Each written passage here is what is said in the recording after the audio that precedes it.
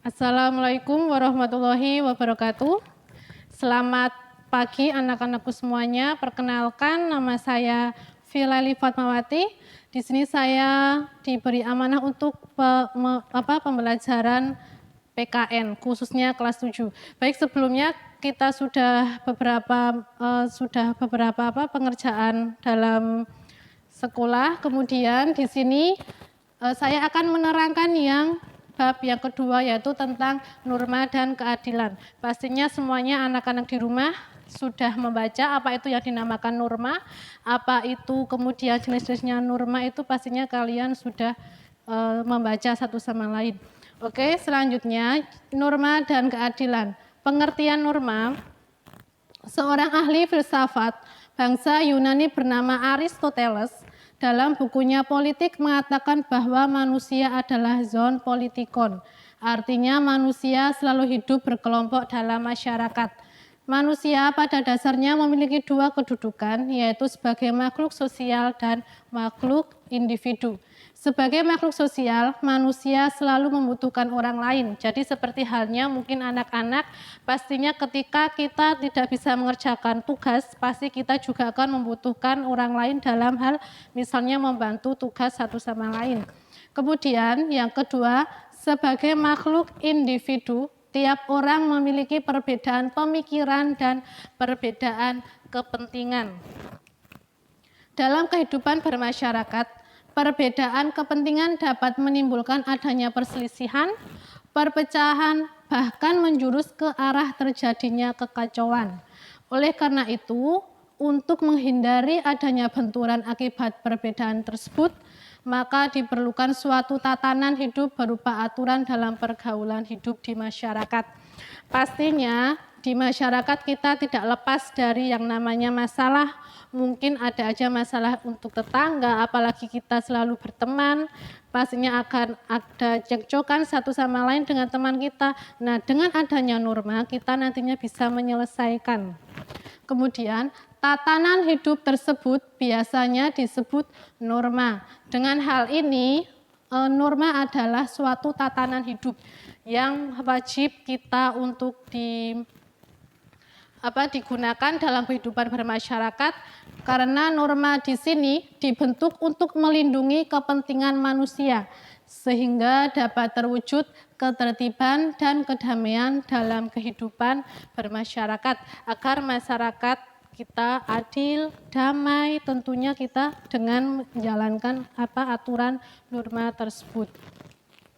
Kemudian macam-macam norma, di sini ada norma, ada norma kesusilaan. Apa itu norma kesusilaan? Norma kesusilaan adalah peraturan hidup yang berkenaan dengan bisikan kalbu dan suara hati nurani manusia. Jadi norma kesusilaan di sini adalah sesuai dengan hati kita. Hati kita itu kadang bisa menjelaskan hal yang baik, hal yang buruk.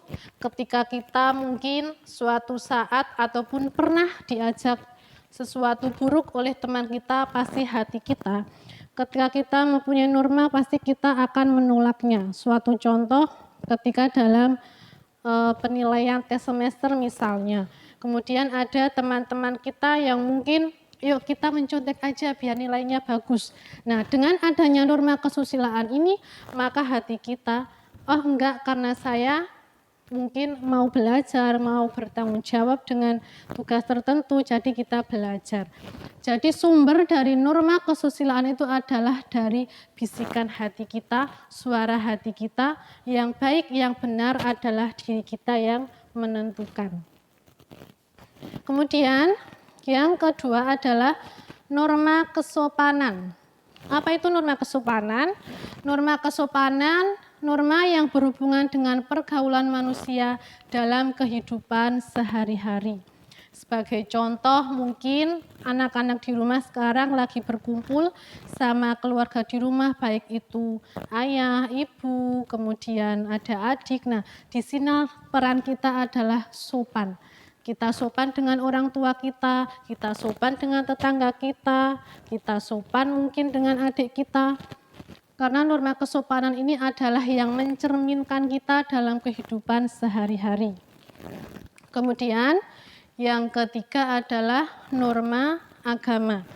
Norma agama di sini adalah sekumpulan kaidah atau peraturan hidup manusia yang sumbernya dari wahyu Tuhan. Pastinya kita semuanya tidak lepas dari yang namanya norma agama. Karena norma agama di sini adalah pokok bagi kita. Pokok bagi kita karena ada apa? Peraturan hidup kita itu adalah sumbernya dari wahyu Tuhan. Kita misalnya bisa menikmati udara segar ini, kita bisa menikmati fasilitas yang ada di dunia ini, itu adalah dari Allah Subhanahu wa Ta'ala. Kemudian kita mungkin harus bisa melaksanakan sholat 5 waktu, kita bisa membaca Al-Quran ataupun yang lainnya adalah norma agama di sini. Ketika norma agama kita itu kuat, maka kita misalnya diajak suatu hal yang negatif, kita akan menolaknya. Jadi suatu pondasinya itu adalah norma agama tersebut. Kemudian selanjutnya adalah norma hukum. Norma hukum adalah peraturan mengenai tingkah laku manusia dalam pergaulan masyarakat dan dibuat oleh badan-badan resmi negara serta bersifat memaksa sehingga perintah dan larangan dalam norma hukum harus ditaati oleh masyarakat. Tentunya anak-anak sudah tahu karena negara Indonesia ini adalah negara hukum, jadi kita wajib apa? Mematuhi segala larangan yang ada di negara kita ini. Sebagai contoh mencuri pastinya akan ada sanksi yang tegas, kemudian dipidana ataupun yang lainnya. Pasti sekarang ini semuanya norma hukum sangat berlaku di Indonesia ini. Jadi anak-anak semuanya silahkan peraturi ataupun norma hukum, kemudian norma kesusilaan, norma agama, silahkan dilaksanakan dengan sebaik mungkin agar kita bisa menjadi anak-anak yang berakhlakul karimah, terutama kita bisa menjadi penerus bangsa yang baik. Kemudian selanjutnya adalah arti penting norma dalam mewujudkan keadilan. Aturan dalam masyarakat memiliki arti penting bagi terciptanya ketertiban dan keharmonisan masyarakat. Norma dalam masyarakat terbentuk karena ada berbagai perbedaan individu. Sebagai makhluk individu, manusia memiliki kepribadian, kepentingan, keinginan, tujuan hidup yang berbeda satu dengan yang lainnya. Karena di sini manusia itu adalah unik.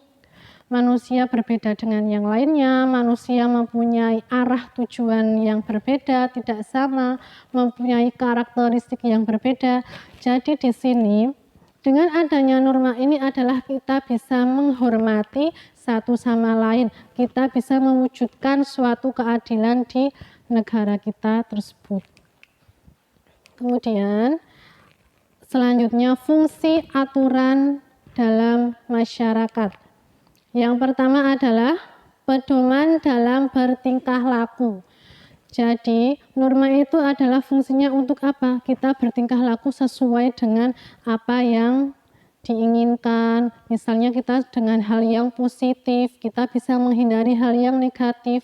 Kemudian menjaga kerukunan anggota masyarakat. Bisa dibayangkan ketika di dalam suatu masyarakat itu tidak ada norma, pasti semua orang, semua masyarakat itu mereka akan bertingkah laku semuanya sendiri. Mungkin di situ akan ada pertengkaran, tidak ada penyelesaian, mungkin di situ adanya keributan ataupun yang lainnya. Kemudian yang ketiga, sistem pengendalian sosial. Nah, seperti yang baru saja saya sampaikan, ketika pengendalian sosial ini difungsikan di dalam masyarakat, maka masyarakat itu akan terwujud masyarakat yang damai, yang adil. Kemudian kita sesuai dengan tatanan-tatanan norma yang berlaku di dalam masyarakat tersebut. Selanjutnya menurut FVDC, negara hukum mengandung 3 unsur. Yang pertama adalah supremacy of law. Kemudian yang kedua adalah equality before of law. Yang ketiga adalah human right.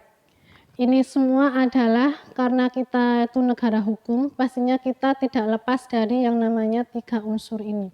Supremasi, equality, ataupun human rights. Jadi, penjelasan ketiga ini akan saya sampaikan dalam pertemuan selanjutnya. Mungkin cukup sekian yang bisa Ibu sampaikan.